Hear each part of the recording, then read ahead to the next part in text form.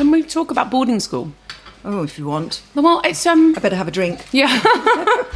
Well, you've talked about, you get this horrendous news that your father has passed away.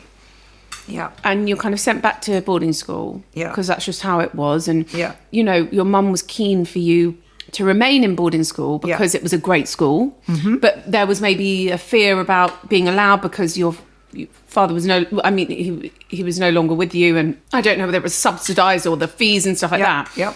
So she went to desperate attempts for you to get a great education. How was boarding school for you?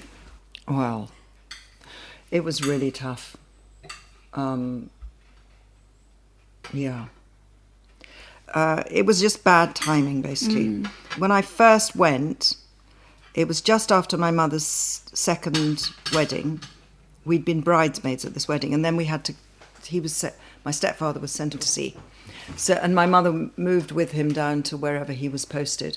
And it was deemed that it was a good idea to put us into boarding school. So daddy dies, mummy gets married to someone else, and then you're plonked in a boarding school, which was perhaps not the best idea. But how old were you? I was 8. My sister was 7. Okay, right, okay. And the nuns were completely adorable. And I think about these nuns and my sort of heart swells because they were so, so sweet. They weren't wicked, nasty nuns at all. So they you were had the completely adorable. House type, the good ones. They were really, really lovely. Sister Marceline was my favourite.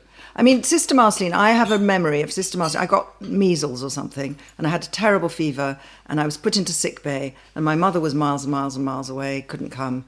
She was sent for, but it took, a few days for her to get there. And this was a long time ago. We're talking like 69, 70. I woke up in the middle of the night, and there, lying on the floor, was the nun who'd taken off her veil. But she was fully dressed, but she'd taken off her little bonnet underneath. But she was lying on the floor, making sure I was all right. That's very kind. I can never forget that. So, and then on Thursdays, we'd have our hair washed. It was anyway, it was what it was. And then when I went to my secondary school, I was very proud to be able to go there because my mother had been there. And I was very excited about it all. But then at the end of my first term, my stepfather was killed.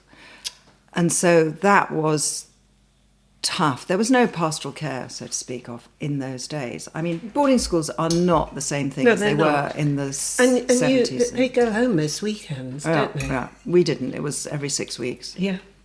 Yeah. And you're little. So it was, I was little and it was tough. But she thought she was doing the best for you. Well, actually, I think the second time round she didn't have any thoughts. It was just like she could not, I don't think she could really compute what was going on. Because there she was with 5 children, 2 dead husbands. How did this happen? She's 33, how does this happen?